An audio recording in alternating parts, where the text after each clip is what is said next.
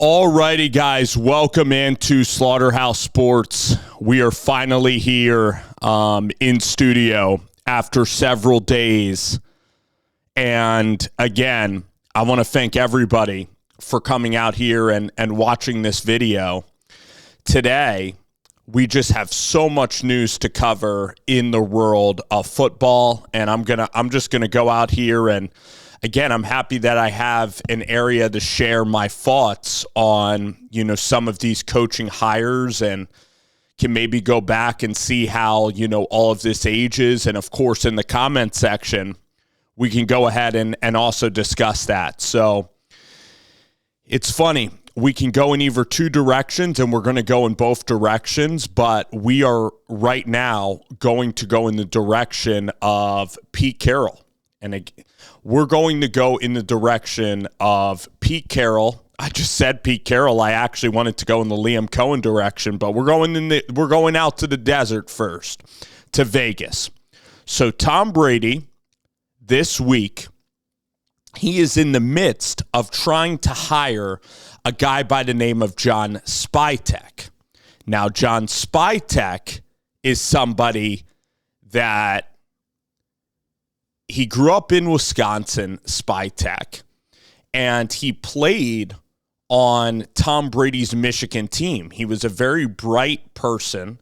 He's still alive, knock on wood, of course, for great health and a long life for John. So Johnny Spytek, great guy by all accounts. I'm going to read you his bio here, all right? So the Raiders, they're going out there and they're trying to get John Spytek. And excuse me if I look down at my phone because I'm trying to read you the information of Johnny Spytek, all right? So John has been with Jason Light of the Tampa Bay Buccaneers. And Jason Light has done a phenomenal job in the draft. Just this year, Bucky Irving was a draft pick. He drafted the nucleus for the championship. He drafted Levante David.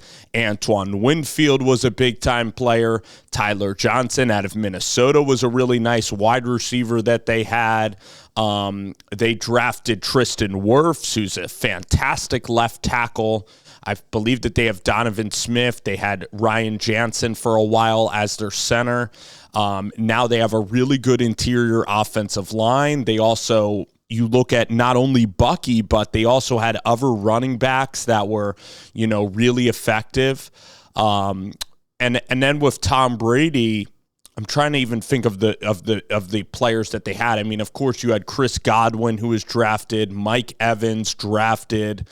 So Jason Light's just done a great job. Trey Palmer, now McMillan, great wide receivers. Carlton Davis was a solid corner for a little bit of time. Trying to even think about the running backs that Tom had, but that's getting off too much on a tangent. So the point that I'm trying to explain here is that John Spytek looks like a really good hire for a GM. However, we're sitting here on Friday, January 24th, and John Spytek has not yet been hired by the Raiders. Now, Liam Cohen, this is where Liam Cohen gets connected. Liam Cohen is the Jacksonville Jaguars head coach. He worked in Tampa with John Spytek for a year. Other teams, Spytek is in demand, so that deal hasn't been made official yet, I don't believe, the John Spytek news. But now let's talk about Pete Carroll. Pete Carroll is 74 years old. Pete Carroll was one of the great college football coaches ever at University of Southern Cal. And Pete Carroll was also a great coach at Seattle. He took Seattle to a Super Bowl. He took Seattle to many NFC championship games, many playoff appearances. His coaching tree is fantastic. It's Dan Quinn. It's Robert Saleh. I'm trying to even think of other names, but there's decent defensive coordinators. Chris Richard was under that tree, that cover 3 tree that Seattle would deploy. Just even thinking around the NFL right now, I know that Dan Quinn is part of the cover 3 tree. I know that you had Richard. I know that Bobby Saleh was also a part of, Pete Carroll. And then at USC, you also have offensive coaches. Shane Waldron, Darrell Bevel came from that tree. Brian Schottenheimer came from the Pete Carroll tree. But also Steve Sarkisian and Lane Kiffin, Ed Orgeron, they all were at that staff at USC in the late 2000s. So let's talk about the positives. We'll go positive vibes only, a little PVO on this channel.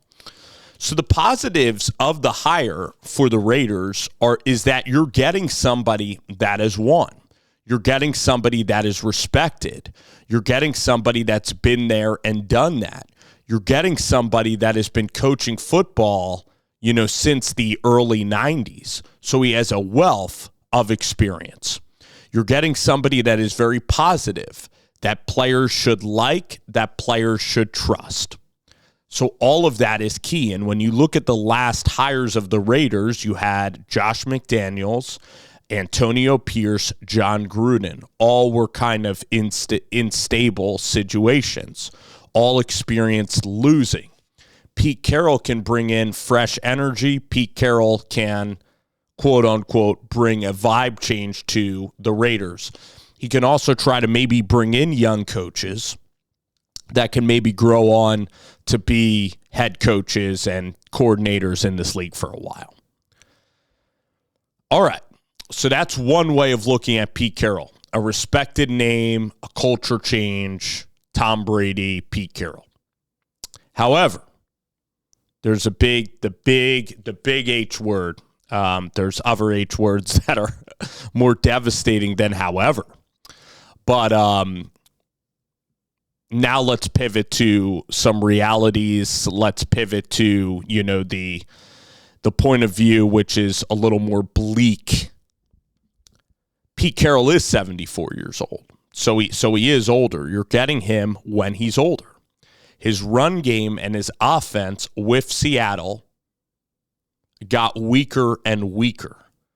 The defensive side of the ball in Seattle eventually got weaker. He had a brilliant scheme with Dan Quinn in the cover three, and he also had Chancellor and Richard Sherman in the Legion of Boom combined with Marshawn Lynch. So that really helped his NFL career.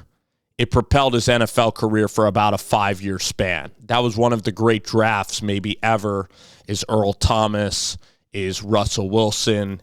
The mid-2000s, the way they created that football team, Martellus Bennett on the defensive line, Cliff Averill, Bobby Wagner, that whole unit is incredible. That's an incredible defense that he fielded. The problem is that he's going into a situation in Oakland or in Vegas where this division is totally stacked. It's jacked. It's stacked. You have the Denver Broncos that are building with talented young pieces on that team. You got Vele, you got Bo Nix, you have really good running backs there, McLaughlin, Tyler Bidet, Troy Franklin. And Cortland Sutton's a little bit older, but on the defensive line, Nick Benito is in his mid-20s, and he's one of the best defensive players in the NFL. They are a team that's building. Of course, you have the world champions. Of course. You have Patrick Mahomes. You have Kansas City, Brett Veach, Travis Kelce, Xavier Worthy, Chris Jones, that defensive line, Reed, all the cornerbacks that they have, George Karlaftis. There's so much talent still on. You still have to go through the Kansas City Chiefs. And then in L.A., with the Chargers now, I wish they kind of almost played in San Diego, you have Jim Harbaugh, Justin Herbert, Joe Ortiz, who's a really good general manager, and you have a team that is building now, building through the trenches. They're probably going to get a star running back there.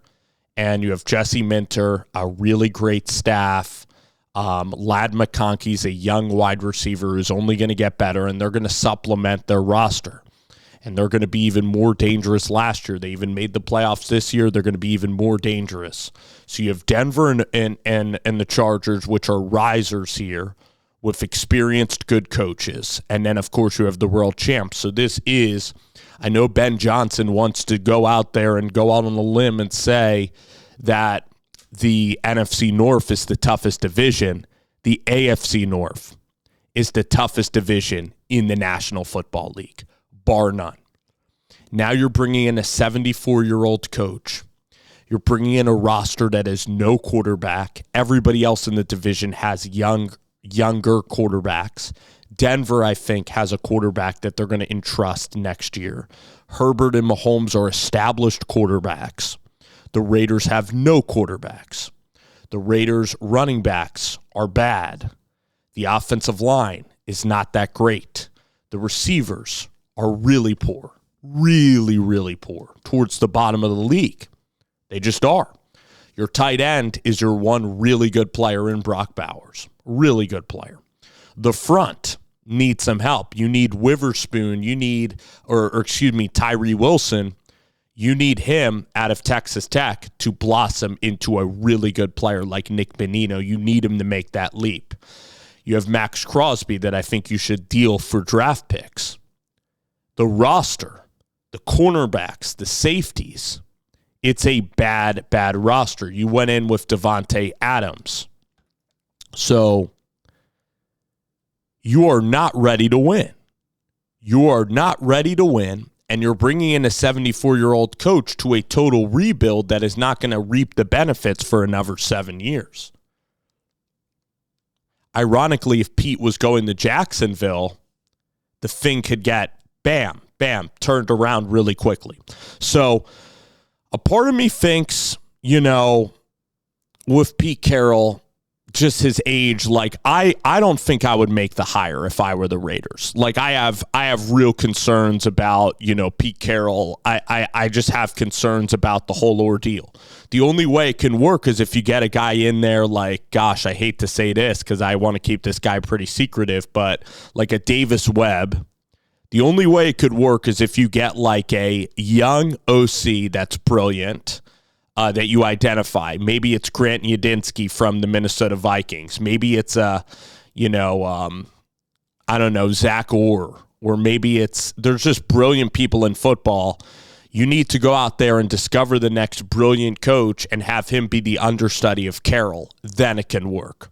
So Pete can stabilize things, but I don't know if you're going to do a whole lot of winning. Real quick. I don't know. I don't know what you're going to do at quarterback. Are you going to roll with Kevin O'Connell at quarter or Aiden O'Connell? This is to me, I would have went with I'll tell you who I would have went with if I were the Raiders in this scenario. I would have went with a coach that I really like, who's the defensive coordinator of the Miami Dolphins, Anthony Weaver. Because Weaver is stable. Weaver is younger. Weaver's been around the Baltimore Ravens. He's been around a lot of successful programs, and he's consistent. And I know Pete Carroll's going to bring you those highs, but you need a coach that's going to be there for about 8 years. You needed somebody who's going to really build and build and build. And I kind of agree with not going with a Joe Brady or not just going with an offensive guy, because you do need a culture change, but I would have went with a younger option for the culture change. I would have went with I don't know if I would have went with Saleh, but I do like Anthony Weaver a lot. I like Denard Wilson a lot. Jesse Minter, ironically from Michigan too. That would be somebody that, I know he's younger. Are you going to bring the culture in? That is somebody that is an interesting option. Even an Arthur Smith, somebody that is still younger, that can absolutely build the thing, that could get the culture really right, and somebody that is going to be loyal, stable to the build, somebody who's really level-headed. So Pete Carroll has a lot of that in him. There's a lot of other coaches in the NFL that can maybe tote the bill, that can maybe fit that. But this is going to be a rebuild. This is a situation that is almost, built to fail. you got to wait, 4 or 5 years. I say that you, with the first pick in the draft, you maybe try to get an Abdul Carter or you get a Kelvin Banks. Like, you need a bookend left tackle or you need an edge rusher. You need to prioritize these positions in the draft. If in the third round you want to take a swing on a Will Howard, you want to maybe look at Quinn Ewers or Jackson Dart, like with the late third round pick to bring in competition with Aiden O'Connell, sure. But you have to use these draft picks and you have to think towards the future. I even think you can deal Max Crosby and get 2 first-round picks because I believe that you should rebuild this thing. Because if you rebuild it, and then in 5 years, you're ready to go win, which I know it's tough to hear, especially if you're a longtime Raiders fan who doesn't want to wait 5 years. I understand it. If you're at a point in your life where, knock on wood, you want to be able to live like 15 to 20 more years of seeing life and seeing football, I know it's not the thing you want to hear, that the Raiders need a stark rebuild. But in this division, you absolutely need a rebuild. For the Raiders, a rebuild and a retool. There's no reason to keep Max Crosby because the roster is decimated right now. I don't believe that you're going to pull a Washington. I guess, did Jaden Daniels remake that team a little bit? You also had Cliff Kingsbury. Washington, I believe, is kind of the outlier in this situation. And also Washington, they could end up losing to the Eagles. Washington, to me, is still not like a really good. I don't believe they're really going to be that consistently good. I mean, they don't have young pieces that they're building the roster around. Like, this could actually be a curse for Dan Quinn because guess what? Dan Quinn can end up losing to the Eagles. And then you know what's going to happen with Dan? Everybody's going to expect Dan and Cliff to build this thing up again. Like, they're ironically winning too early in the process. They ironically think that they're really close to competing, and they're going to end up splurging, and they're going to end up failing. So you want to build a sustainable, good product if you're the Oakland Raiders in this situation. I'm going to get to another team where it's a very, very different situation. All right, but let me know what you guys think about what I just said. Do you look at this situation and do you think it's optimum for winning football games?